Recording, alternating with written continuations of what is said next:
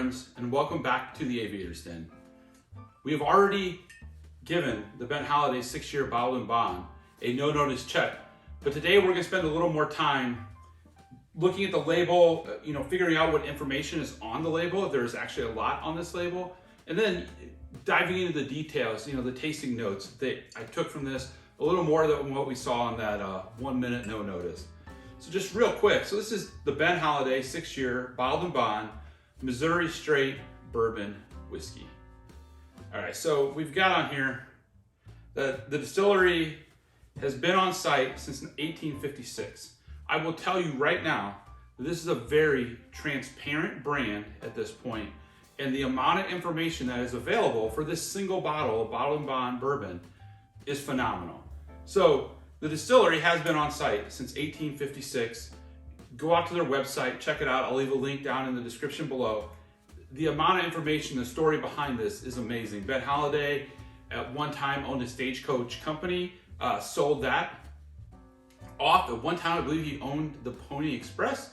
I also believe the Pony Express started in St. Joseph, Missouri, which is just right up the road. Interestingly enough, Amelia Earhart was actually born about 45 minutes from the Ben Holladay distillery, which is really awesome.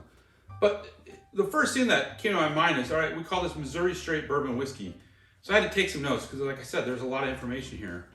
But to be named or to be called Missouri straight bourbon whiskey, there's actually requirements that the state of Missouri levies on you.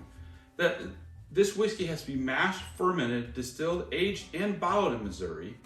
It must be aged in oak barrels that are manufactured in Missouri, which probably isn't a huge challenge. And then as of the 1st of January 2020, the mash must contain 100% Missouri-grown corn. So this is not only a Missouri whiskey, it's not just distilled, it's not headquartered in Missouri. The corn comes from Missouri, everything is done in Missouri.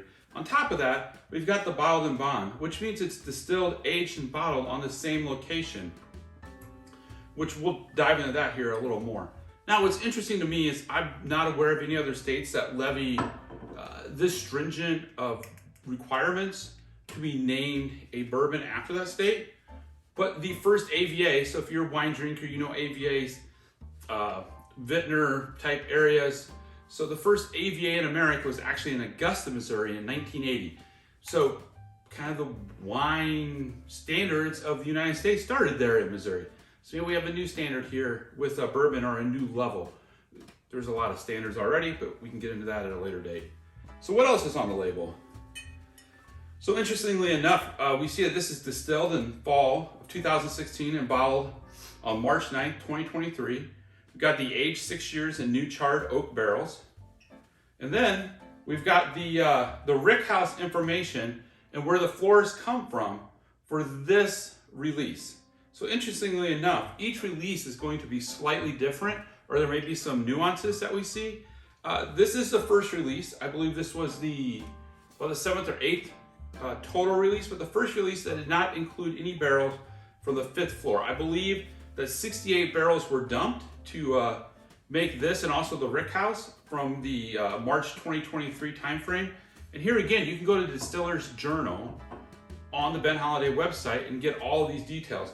But this is actually 10% comes from the 4th floor, 68% from the 3rd floor, and 22% from the 2nd floor. So these barrels are sitting on the lower floors. I'm sure we're all really familiar with the weather in the Midwest, Missouri, for instance. You're gonna have humidity. You've got the Missouri River not very far away from the distillery, as well as very cold winters. You can have very hot and humid summers, really dry times, as we said before, really wet times. So you get a lot of play on these barrels.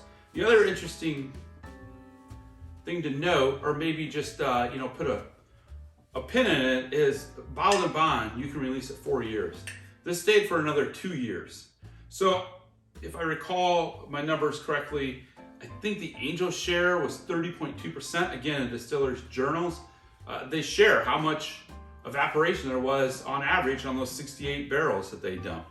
So like I said, completely transparent. You know really what's going on. One last piece of note here before we get into the taste and kind of overall evaluation of Ben Holladay. It's part of there's a larger distilling company that the organization has owned. They do a lot of different spirits. You can, like I said, get in the weeds on that within their website. But Ben Holladay appears to be a separate venture. There are 4 offerings. There is a soft red wheat bottle and bond. There is a rick house and a cave. So on site, there is an old cave, which one would believe barrels were possibly aged in the 1800s. 1856, I believe, is when the distillery started. I'm sure there was some aging going on, so on and so forth, pushed through Prohibition, and continued on and went through some different ownership. It's actually a National Historic Site. So like I said, a lot of great information. This really is not just a bourbon or a whiskey that has a name that we somehow tied a story from long ago to it because we decided to open that distillery in a specific town or region of the country. But this location actually has that history, and the name that's associated with it was very prominent at that location. Like I said, the transparency is amazing. And for new bourbons and whiskeys that get out there onto the market, I think sometimes they're not as transparent because you want to gather that clientele, gather that base, and over time, hopefully, they are able to start distilling and creating spirits on their own properties and the way they would like. But initially, there's a lot of blending and maybe a lot of magic behind the scenes to make what you're getting. But I think we've had enough of that. I think now it's time to get into it. I mean, it is really easy to see as you take a look at this that it's most likely been aged a little longer than a lot of your typical bottle and bond bourbons. I tend to think of bottle and bond initially when I think of my lower shelves as something I'm going to use in my cocktails. I can tell you the nose and the complexity of this would make a great cocktail, no problem, but it is something you're going to reach for as your daily sipper to share with friends. So let's just kick this out. As I've said before, I like to have something white. Kind of goes back to my wine days to take a look at this. It keeps that dark caramel color, that brown, that age, that oak. We're going to give the Glen a spin here. Not as much of the legs at 100 proof. We wouldn't necessarily expect that as we start gathering our proofs. We start seeing those legs, kind of alcohol tears drip down.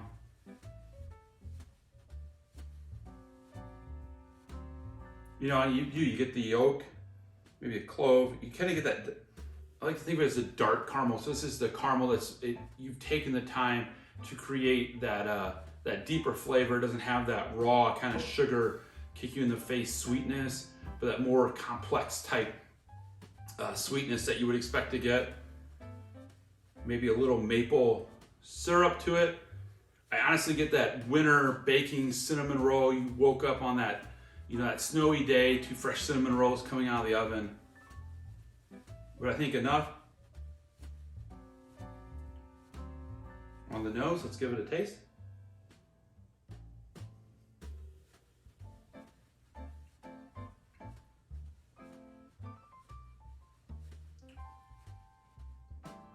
Yeah, and the complexity stays there.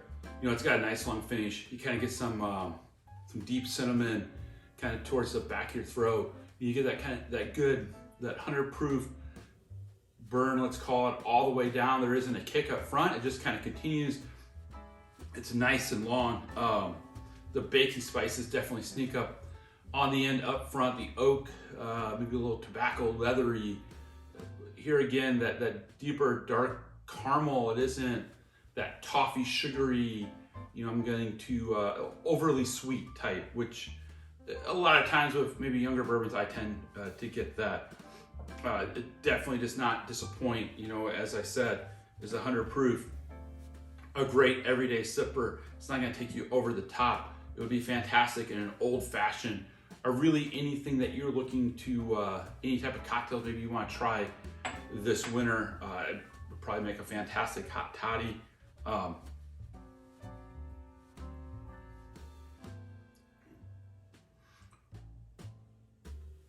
Yeah, so for the evaluation, evaluations are always based on the type of bottle you have. So we take to note, is this something that's hard to come by? Is this a special release? Did we pay $300 for this?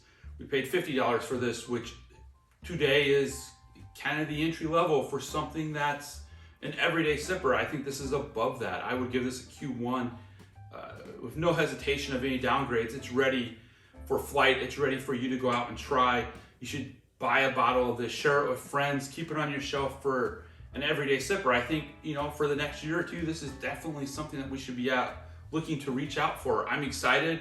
I hope to have the opportunity to try their soft red wheat bottle and bond. I'm not sure the Rickhouse and Cave release series may be on site, which may be more difficult, but I look forward to trying what they release in their future. I think being as transparent as they have been, they obviously have set the bar high, and I hope they continue to operate to that bar. As always, like and subscribe, comment. Let us know what you think about this, where you would like to see the Aviators Den go. We enjoy sharing our views and our opinions with you.